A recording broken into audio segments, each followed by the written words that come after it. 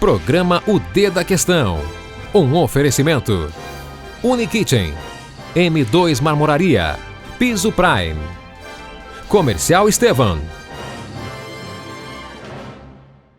Eu sei que vou te amar, por toda a minha vida eu vou te amar, por toda a eternidade eu vou te amar, para sempre eu vou te amar. Eita, nós! Olha, o programa de hoje, o D da Questão, né? Cheio de amor, cheio de alegria. A gente recebe Glauber Piva, pré-candidato a prefeito do PT. O Glauber vai contar um pouco as estratégias dele para ser eleito prefeito de Sorocaba e, claro, vamos refletir sobre esse momento onde a presidente do partido dele está afastada, temos um presidente interino. Não sai daí, já já aqui no D da Questão.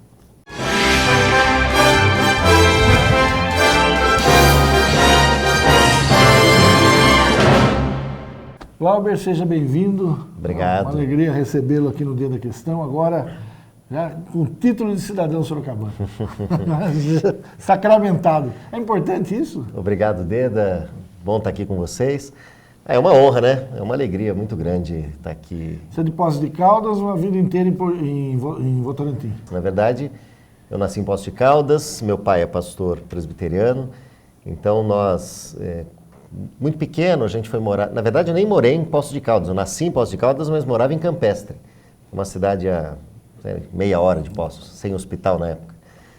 Aí a gente morou em Limeira, em Mojimirim, em São Paulo, e eu com 7 anos eu vim morar em Sorocaba.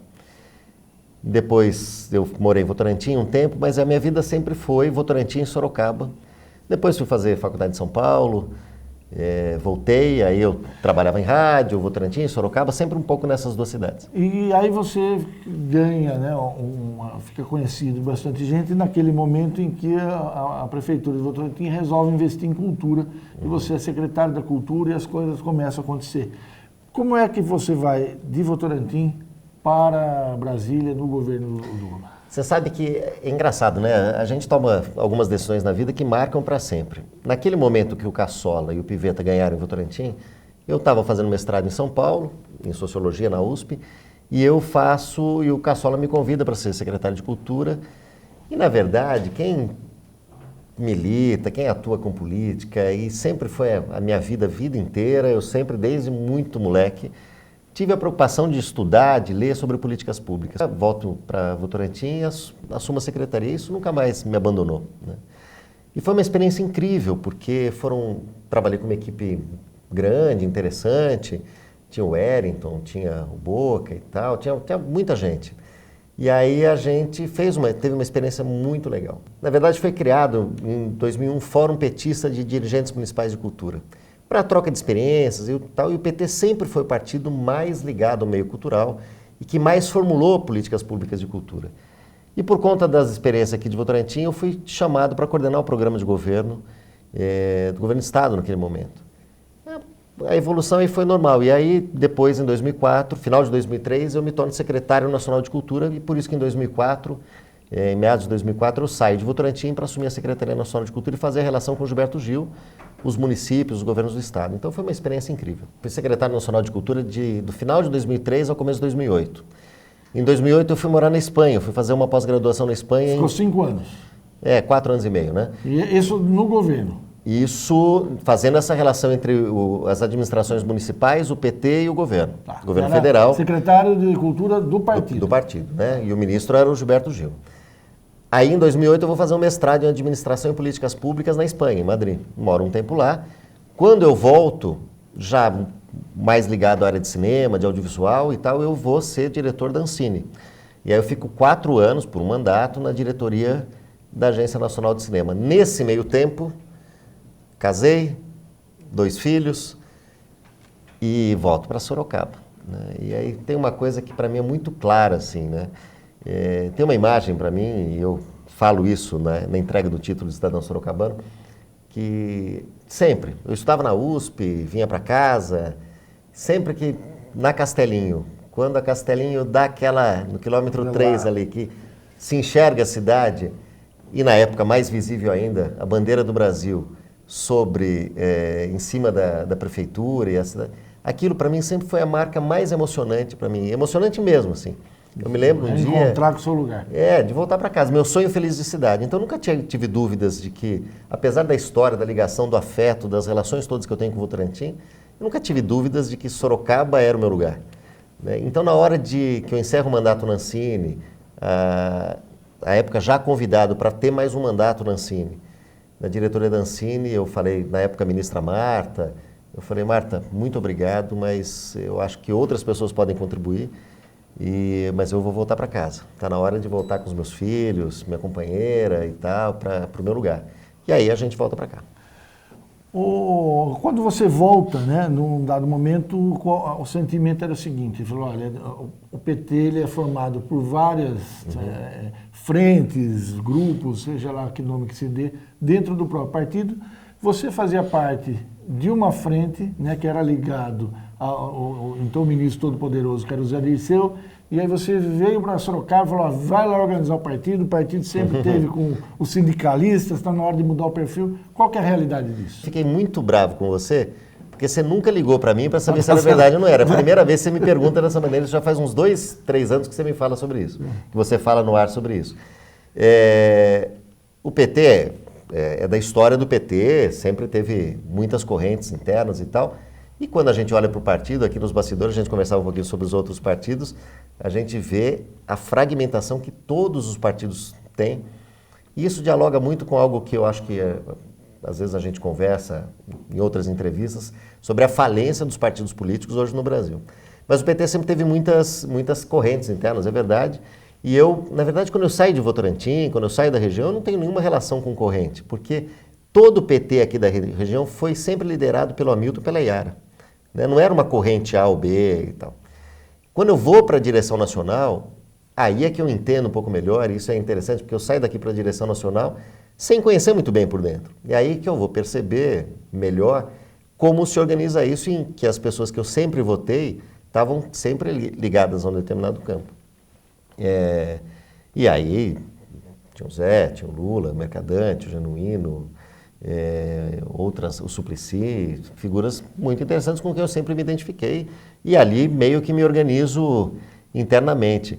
Mas é muito interessante, porque eu sempre tive um trânsito muito grande por todas as correntes, um respeito muito grande, porque a minha atuação, primeiro, na área de cultura, segundo, sempre foi formulando muito, sempre escrevendo artigos, sempre escrevendo para muita gente, formulando ideias, o que me ajudou, por exemplo, a escrever algumas teses internas do partido e tal, me obrigava a fazer um trânsito muito grande entre todas as correntes.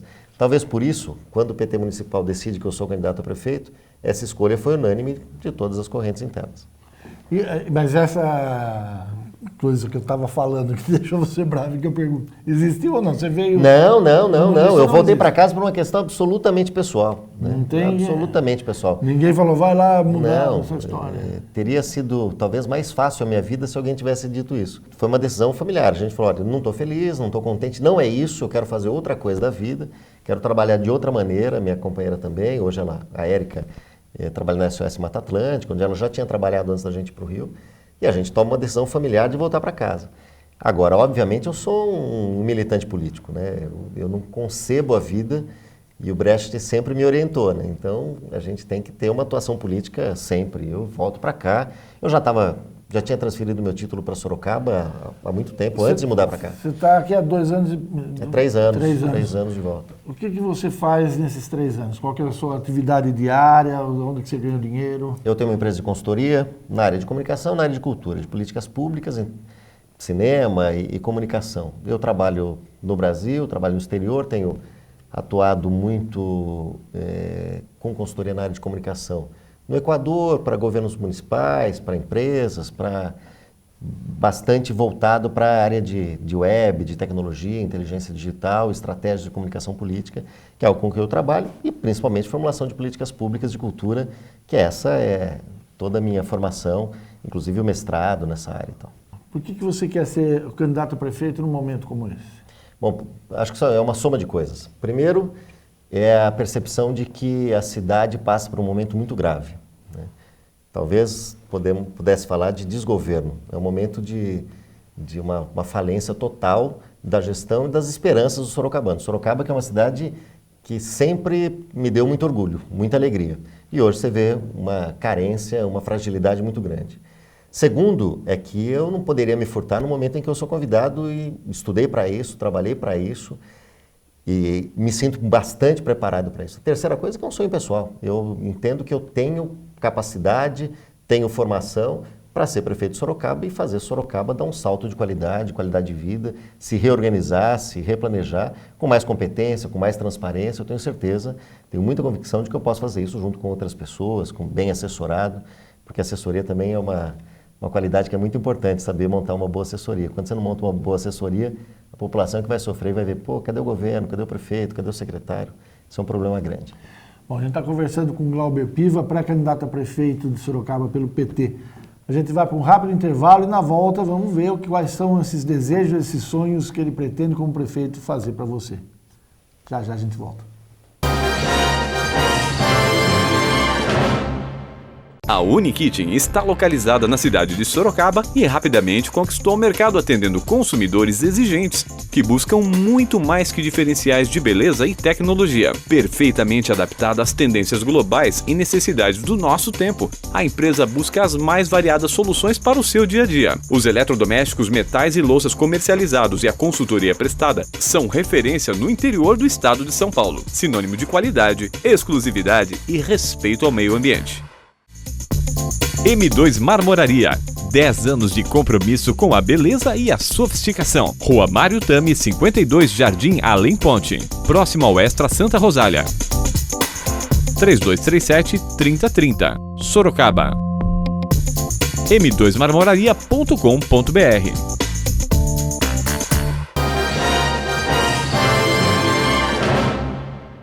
Estamos de volta com o Dedo da Questão.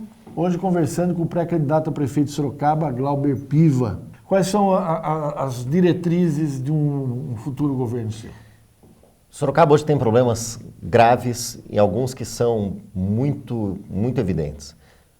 Saúde, por exemplo, a própria prefeitura reconhece que tem uma falência, que é uma percepção de falência total da saúde. Educação e mobilidade. Se a gente pegar essas três questões, por exemplo, a gente percebe que é possível requalificar a vida na cidade. Primeira questão. Sorocaba hoje tem 8 sabe-tudos fechados. São equipamentos enormes nos bairros.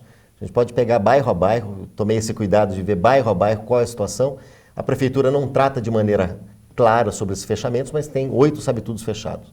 Nós tivemos fechamento de posto de saúde, mudança de horário de atendimento, mudança de tipo de serviço de ortopedia no PH da Zona Leste para Santa Casa, intervenção na Santa Casa, numa área em que a Prefeitura de Sorocaba não teria o direito de não saber administrar. Há quantos anos, Deda? É a mesma turma que administra a saúde de Sorocaba.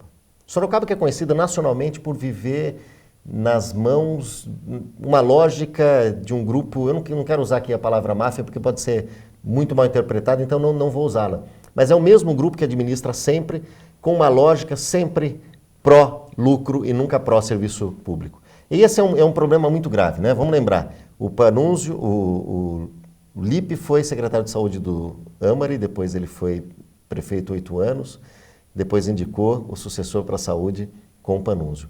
No mínimo 20 anos. Que é literalmente as mesmas pessoas ali, o mesmo grupo, e a saúde não anda. E na hora que vai mal, fala que a culpa é do governo federal. Então, essa é uma outra questão muito clara que tem que ser enfrentada.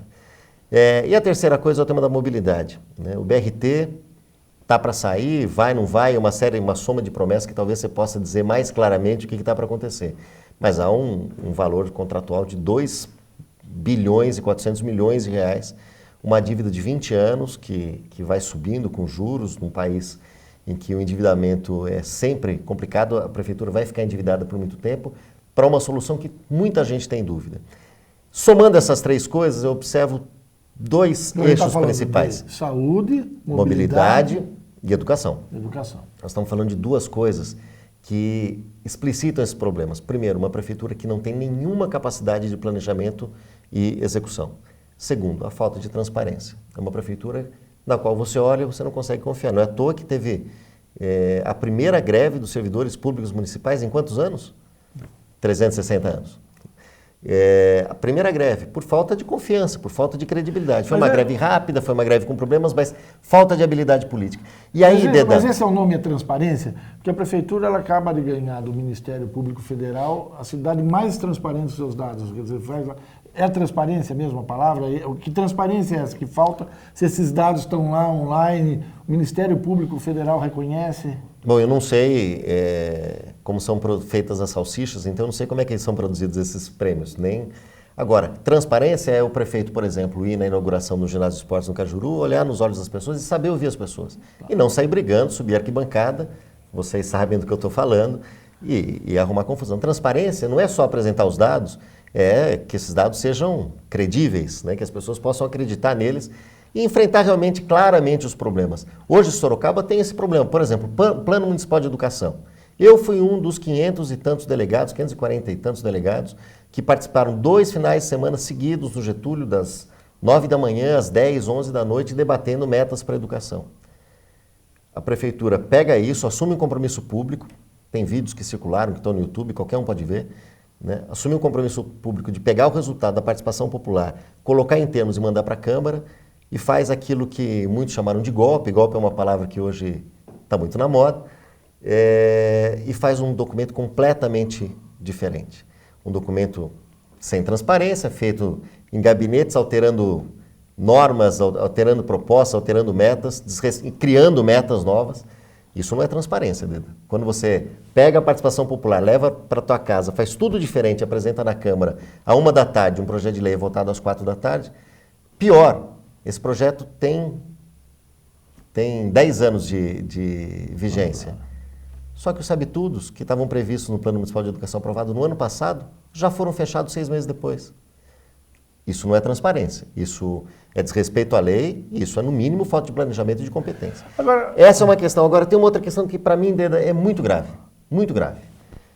Se chama plano diretor, que está pendurado, né? Está pendurado na parede. O próprio Ministério Público falou, isso aqui está irregular. E o procurador não julga lá. Pediu uma DIN dele, desde novembro, mudou o procurador, está lá. Uma hora ou outra vai acontecer. Esquisita, né, essa situação, esquisita.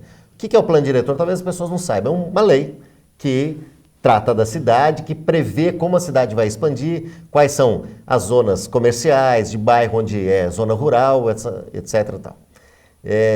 Esse é um plano importante. Sorocaba tentou refazer o seu plano diretor muito rapidamente. Em 2012, passou a eleição, Panunzio ganhou a eleição, o Lippe mandou em caráter de urgência, um plano diretor que não foi aprovado, que teve uma mobilização. Essa mobilização durou 3 anos. Em 2015, muito de afogadilho, de uma maneira muito, diria, suspeita, foi aprovado um plano diretor. Na Câmara. Na Câmara, que impermeabiliza muito a área da zona da Raposo Tavares, Caputera, Brigadeiro e os fundos da Zona Norte, entre a Zona Norte Habiteto ali e a Toyota. Isso daí vai gerar o quê?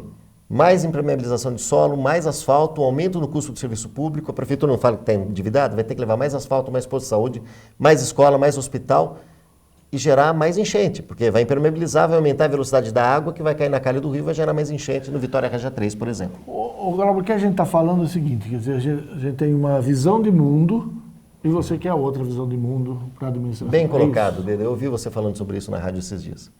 Bem colocado. Eu acho que nós vemos aqui no Brasil um momento de enfrentamento de visão de mundo, né? De sistemas de pensamento. O que a gente quer de verdade? Sorocaba tem 6.825 famílias na zona de extrema pobreza.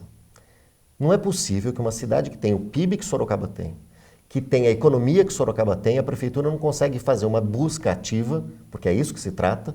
Política pública a gente chama de busca ativa. Você vai até a pessoa, você não espera ela procurar a prefeitura. Não espera procurar um vereador que vai arrumar uma cesta básica, não. A prefeitura tem que fazer uma busca ativa, localizar essas 6.825 famílias e desenvolver uma política pública específica para elas. A prefeitura de Sorocaba. Não é possível. Isso se chama desigualdade social. Se a prefeitura não consegue enfrentar a desigualdade social do seu município, não serve para nada. Porque fazer asfalto, posto de saúde, construir escola, qualquer um tem que fazer, Deda. Seja de direita, de esquerda, do PT, do PSDB, do PMDB, do PSOL, qualquer um tem que fazer. Isso é melhorismo, que eu costumo chamar. Não é de melhorismo. Quando você fala de visão de mundo, a gente está discutindo Qual é a hegemonia? Se é fazer uma administração pública para empresário, para economia. É isso que eu queria entender. É isso que eu queria entender. Quer dizer, hoje a gente tem essa visão de mundo. Você entrando, a gente terá outra visão de mundo.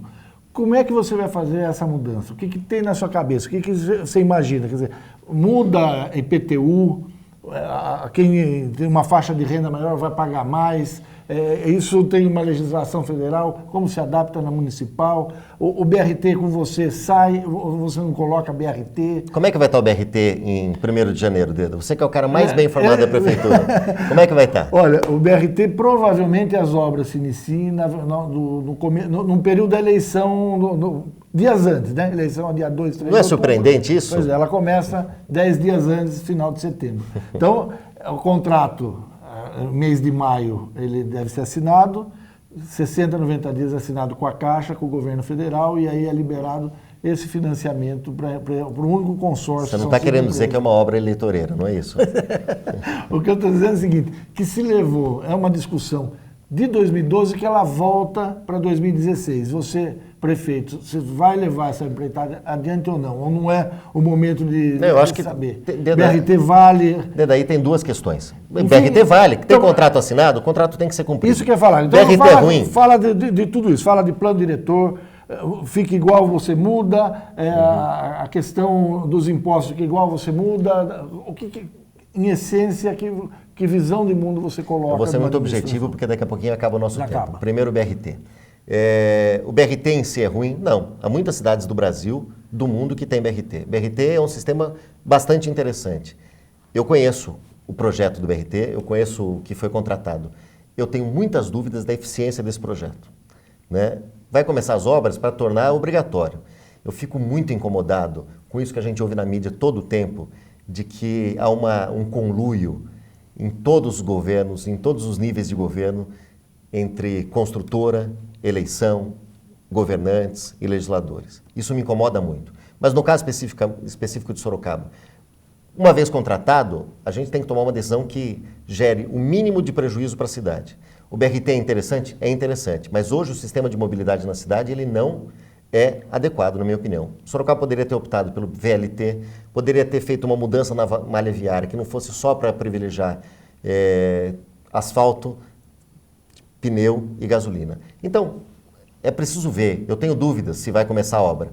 Mas já começada a obra, endividado, contrato assinado, o prefeito não pode chegar lá, rasgar contrato e falar eu vou assumir 2 bilhões, mas não vou fazer a obra. Tem que fazer isso. Mas é preciso fazer um sistema de transporte mais interessante. Você fala em educação. A gente precisa discutir a educação de Sorocaba com mais vaga e melhor educação. Mas continua ainda dividido. A prefeitura administra uma parte, o Estado outra, ou a prefeitura vai administrar tudo? Não, a municipalização total, hoje, ela não é inteligente a não ser que haja um outro pacto federativo com o Ministério da Educação, que hoje não tem ministro, na verdade, o Ministério da Educação, a Secretaria de Estado e a Secretaria Municipal. Tem um problema, tem um pacto federativo que Sorocaba tem que enfrentar. Agora, isso não exime a Prefeitura da responsabilidade de fazer uma educação melhor, de ter, por exemplo, merenda na creche. Qual é a educação? Não é só se tem escola. Nós temos que discutir, visão de mundo é isso, é discutir com as pessoas que educação que se quer.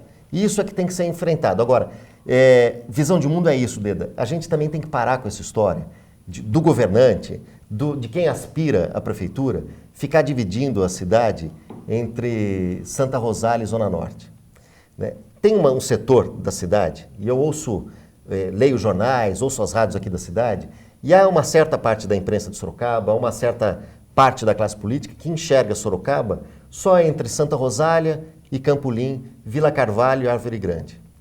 Acha que no máximo a cidade chega na Vila Angélica. Esquece de entender, ou não consegue entender, que Sorocaba hoje vai do Abiteto a Brigadeiro, vai da Unip ao Fiscar. A cidade é grande, é preciso considerar isso e tratar isso de maneira igual. Não dá para ficar apostando na divisão da cidade. Tem setores da cidade, Deda, que apostam na divisão. Eu não vou apostar na divisão, Deda. Não conte comigo para aprofundar essa divisão que existe no país, essa divisão que existe em Sorocaba. Mas Não apostar na divisão é, portanto, combater a desigualdade. Essa é uma disputa de visão de mundo da qual eu quero entrar e não abro mão. O quanto que essa situação nacional influencia na sua campanha local? Para mim serve de motivação, né? É um momento muito difícil da vida política brasileira, muito difícil da vida política nacional. Obviamente que os partidos políticos estão sob suspeita. Você não fica motivado a quê? A mostrar que você é diferente disso? Não, eu fico motivado a fazer esse debate de visão de mundo que você fala. Eu fico motivado a mostrar que é possível fazer diferente uma série de coisas, tanto a execução da política, quanto uma própria campanha eleitoral, né? Eu digo isso muito claramente, eu já disse na entrevista nas rádios da cidade, comigo não vai ter caixa 2, não vai ter dinheiro de empreiteira, não é isso, vai ter que ser no financiamento coletivo, sola de sapato, olho no olho, muita rede social, é disso que a gente vai fazer. Um recomeço do PT. É um recomeço da vida política brasileira. Não dá, Deda, há uma falência das instituições políticas. Veja, Data Popular, te recomendo esse do Renato Meirelles, que é um instituto muito interessante. O Renato Meirelles é um bom amigo, que faz um trabalho muito interessante, que vai pesquisar o que a população está entendendo dessa crise toda. Sabe o que a população fala? É uma crise das elites. É uma disputa entre PT e PSDB pelo governo. Ela não consegue entender essa lógica, as intrigas dos bastidores, porque isso não é claro. É preciso mostrar para as pessoas tudo o que está acontecendo. O que está acontecendo em Sorocaba? Sorocaba, dos últimos 4 prefeitos, 2 estão com seus direitos políticos cassados. Um deles já julgado definitivamente, perdeu, era vereador, que era o Paulo Mendes, e o Lipe, que também perdeu agora em 2 processos. 2 em 4, isso é grave. Um terceiro que tem uma série de processos, isso é grave. O quarto está sem popularidade, está sem condição de continuar governando, que é o atual prefeito. Ou seja, nós temos uma falência muito grande da política, não é em Brasília, é aqui em Sorocaba. É por isso a motivação, porque é possível fazer diferente, é possível fazer mais, mas essa é a transparência. Olho no olho das pessoas, Deda, olhar e falar, Deda, não dá. Deda, dá, mas dá por aqui. Vamos fazer. Tem que fazer orçamento participativo, planejamento participativo? Tem, mas nós temos que fazer muito mais. Nós temos que fazer uma administração que seja na rua, que seja com as pessoas, mas que seja, sobretudo, eficiente. Desenvolvimento econômico, geração de emprego, melhor educação. Esquecer esse plano diretor que foi feito, isso tem que ser revogado. Eu não sei a quem interessou, quais são os interesses, mas tem que refazer isso tudo e fazer uma cidade moderna, contemporânea, digital, inteligente, muita tecnologia, porque assim a gente pode aproximar as pessoas, usar essas ferramentas a nosso favor para diminuir a desigualdade e não para aprofundar, como já é feito em Sorocaba. Bom, esse é Glauber Piva, no Dia da Questão de hoje. Glauber, sucesso para você, Pedro. Tá bom? Bom, a gente vai para um rápido intervalo e volto rapidinho para o café, tá bom? Sai daí. Especializada em revestimentos de alto padrão, a Piso Prime oferece os mais variados produtos nacionais e internacionais, além de serviços diferenciados. Através de um atendimento personalizado, o cliente encontrará as melhores opções e as últimas tendências e novidades para os mais diversos projetos. Cerâmicas e porcelanatos nacionais e importados, pastilhas em vidro, cerâmica e aço inox, mosaicos em mármore, coco, madeira, pedras naturais e vidro, ladrilho hidráulico, pisos e revestimentos cimentícios e atérmicos para piscinas. Cubas especiais, cerâmica natural e decorada, revestimentos exclusivos. Procurando móveis para escritório? A Comercial Estevan tem as melhores marcas e muitas opções. Faça uma visita e conheça a mais completa loja de mobiliário corporativo em Sorocaba. Consultores à sua disposição. Acesse o nosso site comercialestevan.com.br ou solicite uma visita. Avenida Doutor Afonso Vergueiro, número 2131. Telefone 3418 9011. Comercial Estevan, mobiliário corporativo, grandes marcas e os melhores preços.